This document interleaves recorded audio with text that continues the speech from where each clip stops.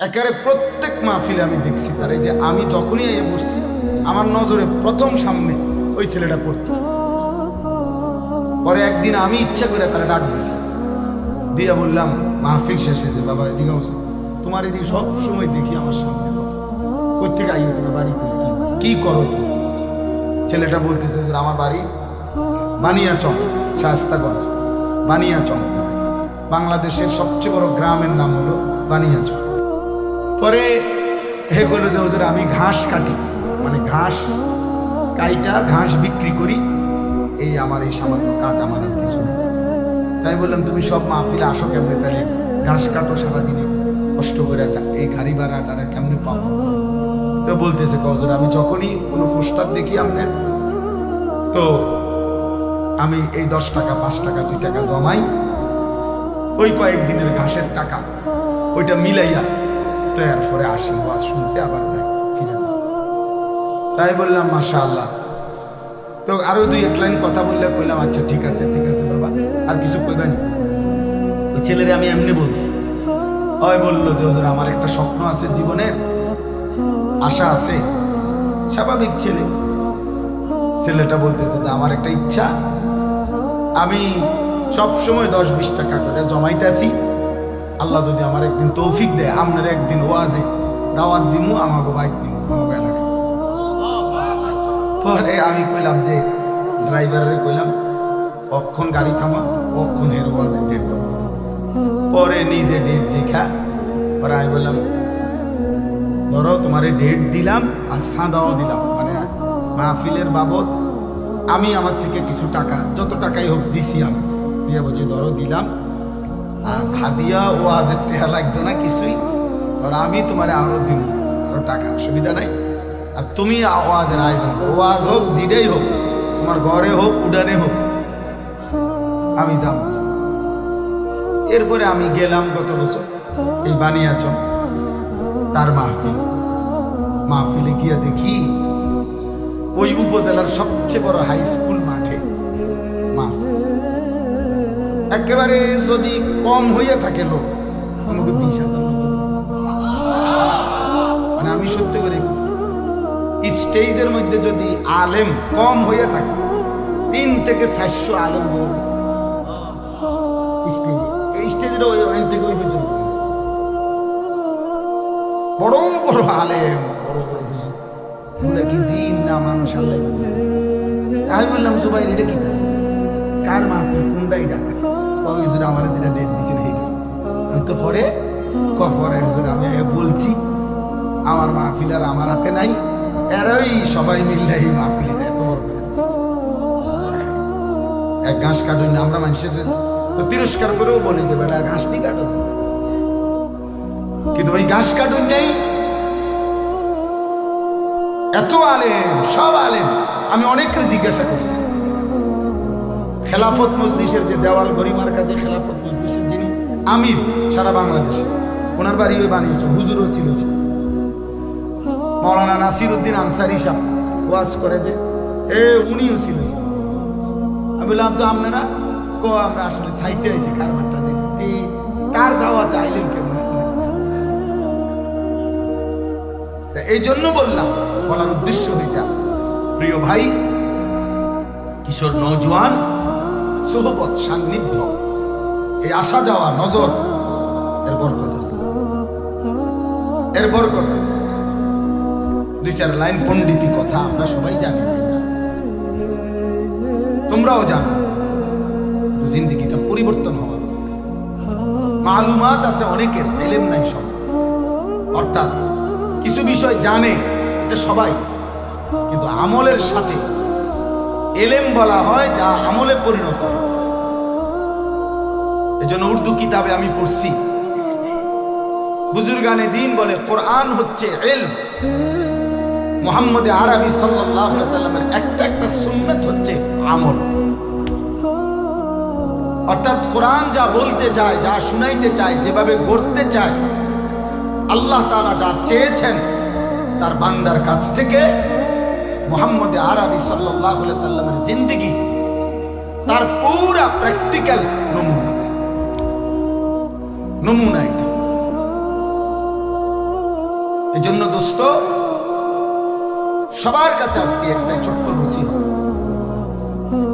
প্রত্যেকেই কোনো না কোনো আলেমের সাথে, আল্লাহওয়ালা মুত্তাকি আলেমের সাথে সম্পর্ক করে।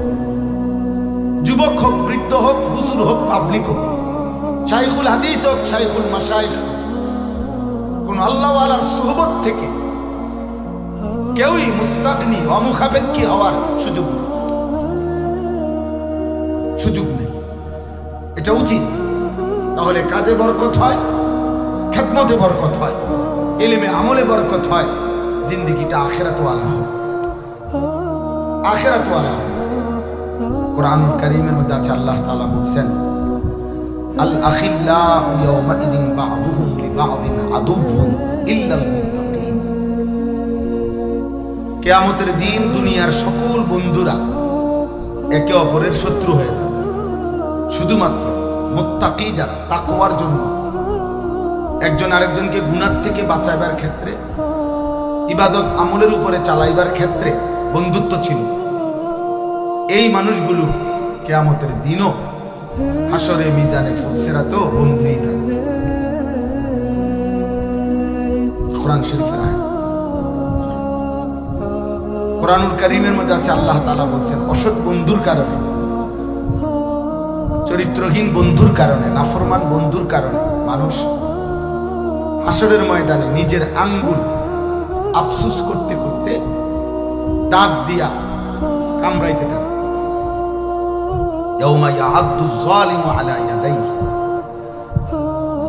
আল্লাহ বলেন, নাফরমান পাপী নিজের দাঁত দিয়ে আঙ্গুল কামড়াবে আর আফসোস করবে। কি করবে? বলবে, ইয়া লাইতানি লাম আত্তাখিজ ফুলানান খলিলা, হায় আফসোস, আমি যদি ওই অসৎ লোকটাকে বন্ধু না বানাইতাম, যে সকাল থেকে এত লম্বা সময় তার সাথে চললাম, অথচ সে একবারও বলল না যে দোস্ত আমরা দুজনেই মুসলমান, চলো না আমরা নামাজ পড়ি, একবারও মুখ দিয়ে আসবো। তাইলে এই অসৎ চরিত্রহীন বন্ধুর কারণে নাফরমান পাপী আঙ্গুল দাঁত দিয়ে কামড়া, অসৎ সময়। ইকমালুস সিয়াম কিতাবের মধ্যে আছে, এই সোহবত, সান্নিধ্য, কোন জায়গার মধ্যে যদি পায়খানা লাগে, একটু পায়খানাই লাগছে, এটা দুর্গন্ধ শুধু ওই জায়গাটাতে না, বরং বাতাসের মধ্যে পর্যন্ত দুর্গন্ধ ছড়িয়ে যায়, ফলে অন্য মানুষ নাকে লাগে দুর্গন্ধ। মানুষ তখন বলে, কি রে কোথাও দুর্গন্ধ? বোঝা গেল দুর্গন্ধ এটা বাতাসকে পর্যন্ত পরিবর্তন করে ফেলছে। আবার কোথাও আতর থাকলে আতরের এই সুঘ্রাণ বাতাসের মধ্যে পর্যন্ত ছড়িয়ে পড়ে, ফলে মানুষের নাকে লাগে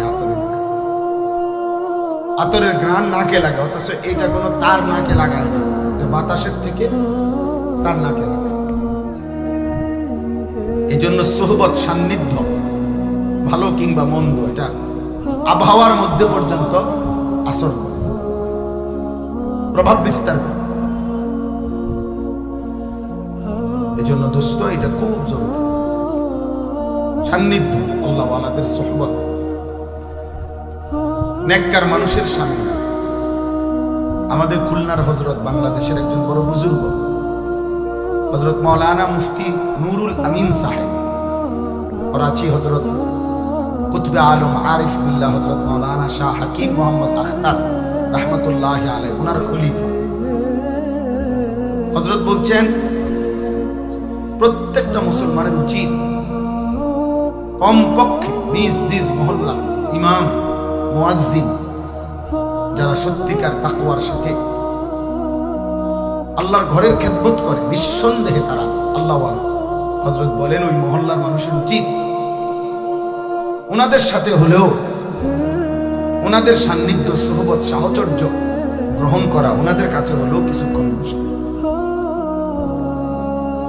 হোক তিনি ইমাম, সব হুজুর রে, সব আলেম রে, সব বক্তারে সবাই চিনতে হবে সারা বাংলাদেশ, এটা কোনো জরুরি।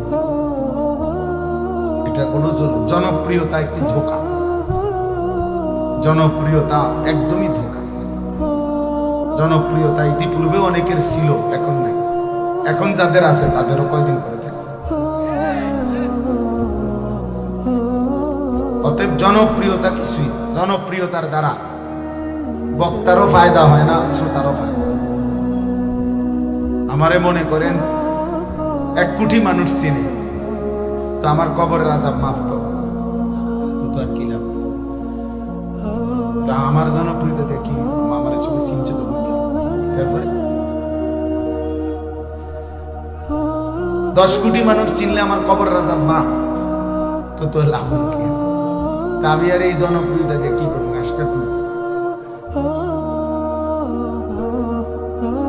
আবার দেখেন, আমারে চিনে, মনে করে 1 কোটি মানুষ আমারে চিনে, এতে আপনার কি লাভ?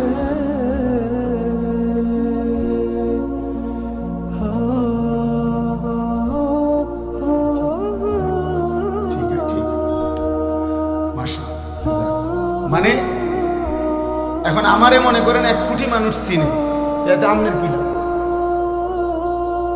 চিনে আমারে না, তো আপনি লাফান কি? বুঝেন নাই কথা? তো চিনে আমারে সব মানুষ, কবরের আযাব মাফ হবে না, কথা বলে না? তো তাইলে বক্তার কি লাভ, শ্রোতার কি লাভ? ঈমান আমলের ভিত্তিতে, তাকওয়ার ভিত্তিতে বক্তারও লাভ, শ্রোতারও। সেজদা দিলে আমারও লাভ, আপনাদেরও লাভ। গুনাহ থেকে বাঁচলে আমারও লাভ, আপনাদেরও লাভ।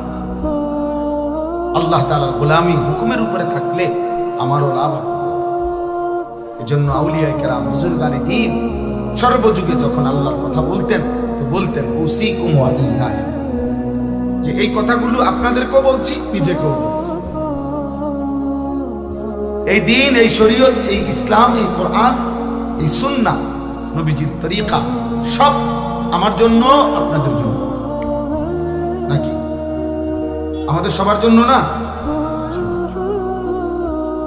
এই জন্য দোস্ত বললাম, আমার কথা হলো এই সুহবত, উলামায়ে কেরামের সান্নিধ্য, চোখের এই নজর, মানে শুধু চোখ বলতে এটার অর্থ হইল যে মানে চোখে চোখে আসা যাওয়া, যেন এই পরিমাণ একজন আলেমের কাছে, তোমরা কিশোর যুবক তোমাদেরকে বলি, এই পরিমাণ কোন আলেমে দ্বীনের কাছে আসা যাওয়া করবা, দেখা সাক্ষাৎ হলো, কথা শুনলা, দুটা একটা কথা শুনলা, যেন তোমারে দেখলেই চিনে, দেখলেই চিনে। এই দেখার দ্বারা, চিনার দ্বারা, এই নজরের বরকতে ইনশাআল্লাহ ধীরে ধীরে তোমার মধ্যে আমলের জজবা আসবে, গুনাহ ছেড়ে দেওয়ার মানসিকতা আসবে। হঠাৎ সবার সাথে শুনলে চলে গেল, আর কোনদিন কোনো আলেম, ইমাম, দিনদার কারোর সাথে কোনো সম্পর্ক নাই, আবার ওই গুনার পরিবেশ, আবার ওই বন্ধুদের আড্ডা, মোবাইলের আড্ডায়, তো আবার এলোমেলো হয়ে যায়। এই জন্য একজন আলেমের সাথে আমার শায়েখ আল্লামা মুফতি মুশতাকুর নবী কাসেমী হযরত এটা বলে সবসময়,